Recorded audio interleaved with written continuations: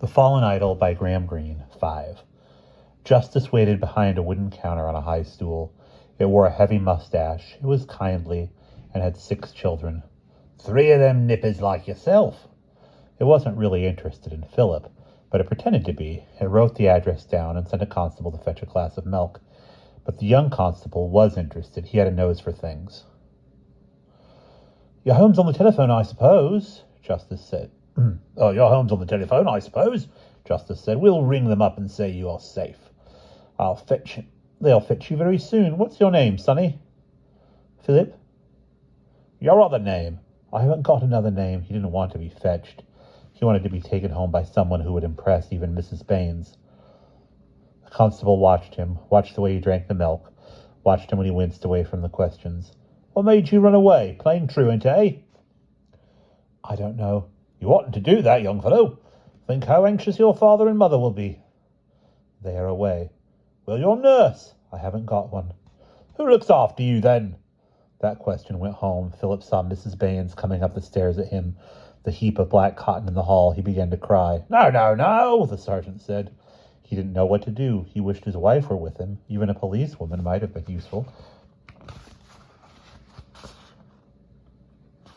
"Don't you think it's funny," the constable said, "that there hasn't been any inquiry?" "They think he's tucked up in bed." "You are scared, aren't you?" the constable said. "What scared you?" "I don't know. Somebody hurt you?" "No." "He's had bad dreams," the sergeant said. "Thought the house was on fire, I expect. I've brought up 6 of them." "He's had bad dreams," the sergeant said. "Thought the house was on fire, I expect. I've brought up 6 of them. Rose is due back. She'll take him home." "I want to go home with you," Philip said. He tried to smile at the constable, but the deceit was immediate and unsuccessful. "I'd better go," the constable said. "There may be something wrong." "Nonsense," the sergeant said. "It's a woman's job. Tact is what you need. Here's Rose. Pull up your stockings, Rose. You're a disgrace to the force. You've got a job of work for you." Rose shambled in, black cotton stockings drooping over her boots, a gawky Girl Guide manner, a hoarse, hostile voice. "More tarts, I suppose?" "No, you've got to see this young man home." She looked at him owlishly. "I won't go with her," Philip said. He began to cry again. "I don't like her." "More of that womanly charm, Rose," the sergeant said. The telephone rang at his desk. He lifted the receiver. "What's that? What? What's that?" he said. "Number 48? You've got a doctor?" He put his hand over the telephone mouth. "No wonder that this nipper wasn't reported," he said. "They've been too busy. An accident. Woman slipped on the area stairs." "Serious?" the constable asked. The sergeant mouthed at him. "You didn't mention the word death before a child. Didn't he know he had 6 of them?" You made noises in the throat. You grimaced, a complicated shorthand for a word only 5 letters anyway. "You'd better go after all," he said, "and make a report. The doctor's there." Rose shambled from the stove. Pink, aptly-dapply cheeks, loose stockings. She stuck her hands behind her. Her large, morgue-like mouth was full of blackened teeth. "You told me to take him, and now, just because something interesting—" "I don't expect justice from a man." "Who's the house?" the constable asked. "The butler." "You don't think," the constable said, "he saw—" "Trust me," the sergeant said. "I've brought up 6. I know 'em through and through. You can't teach me anything about children." He seemed scared about something. "Dreams," the sergeant said. "What name?" "Baines." "This Mr. Baines," the constable said to Philip. "You like him, eh? He's good to you?" They were trying to get something out of him. He was suspicious of the whole room full of them. He said yes without conviction because he was afraid at any moment of more responsibilities, more secrets. "And Mrs. Baines?" "Yes." They consulted together at the desk. Rose was hoarsely aggrieved. She was like a female impersonator. She bore her womanhood with an unnatural emphasis, even while she scorned it in her creased stockings and weather-exposed face. The charcoal shifted in the stove. The room was overheated in the mild summer evening. A notice on the wall described a body found in the Thames. Or rather, the body's clothes: wool vest, wool pants, wool skirt, and blue stripes, size 10 boots, blue serge suit worn at the elbows. 15.5 celluloid collar. They couldn't find anything to say about the body except its measurements. It was just an ordinary body. Come along, the constable said. He was interested. He was glad to be going, but he couldn't help being embarrassed by his company, a small boy in pajamas. His nose smelt something, he didn't know what, but he smarted at the sight of the amusement they caused. The pubs had closed, and the streets were full again of men making as long a day of it as they could. He hurried through the less frequented streets, chose the darker pavements, wouldn't loiter, and Philip wanted more and more to loiter, pulling at his hand, dragging with his feet. He dreaded the sight of Mrs. Baines waiting in the hall. He knew now that she was dead. The sergeant's mouthings had conveyed that. But she wasn't buried. She wasn't out of sight. He was going to see a dead person in the hall when the door opened. The light was on in the basement, and to his relief the constable made for the area steps. Perhaps he wouldn't have to see Mrs. Baines at all.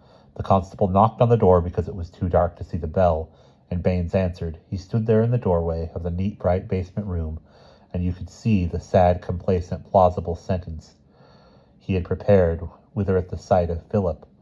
He hadn't expected Philip to return like that in the policeman's company. He had to begin thinking all over again. He wasn't a deceptive man. If it hadn't been for Emmy, he would have been quite ready to let the truth lead him where it would. Mr. Baines? The constable asked. He nodded. He hadn't found the right words.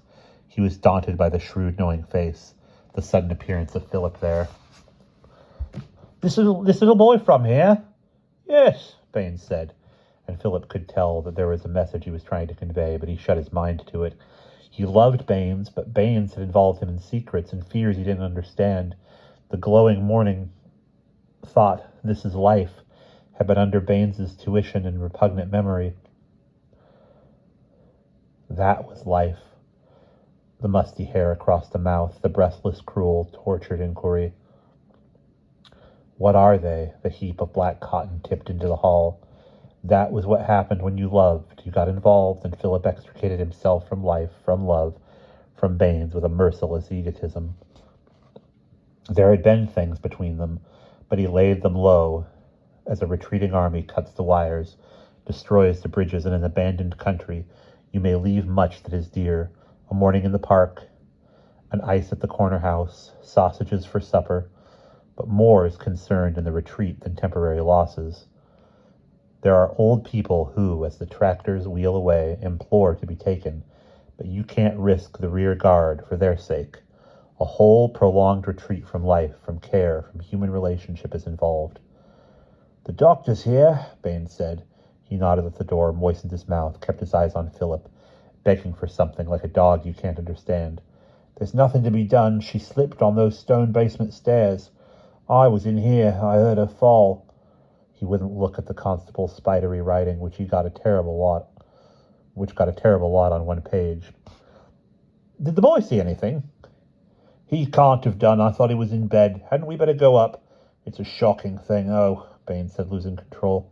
It's a shocking thing for a child. She's through here? The constable asked. I haven't moved her an inch, Baines said. He'd better then go up the area and through the hall, Baines said. And again he begged dumbly like a dog. One more secret. Keep this secret. Do this for old Baines. He won't ask another. Come along, the constable said. I'll see you up to bed. You're a gentleman. You must come in the proper way, through the front door, like the master should.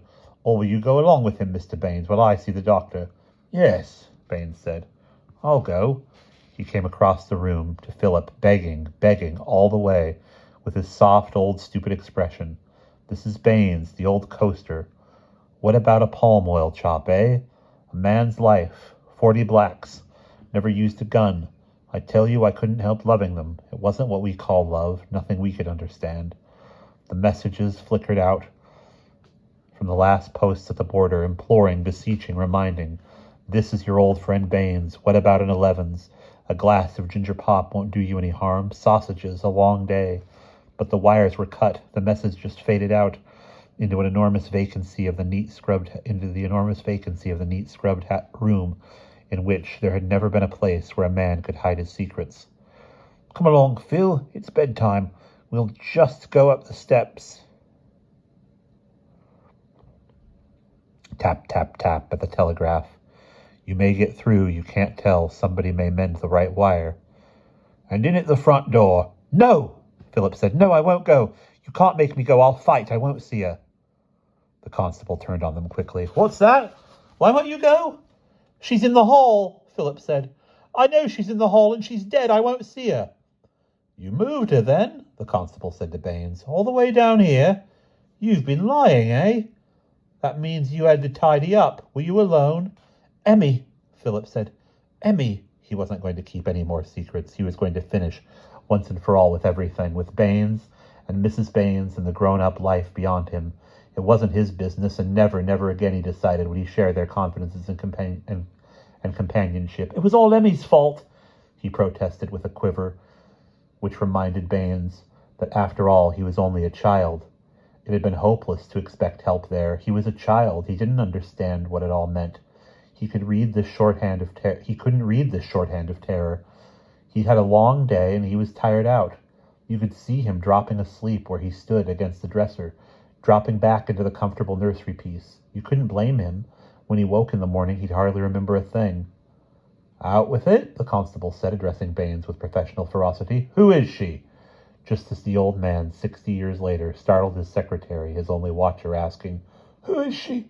Who is she? Dropping lower and lower into death, passing on the way, perhaps, the image of Baines, Baines hopeless, Baines letting his head drop, Baines coming clean. And that is the end of The Fallen Idol.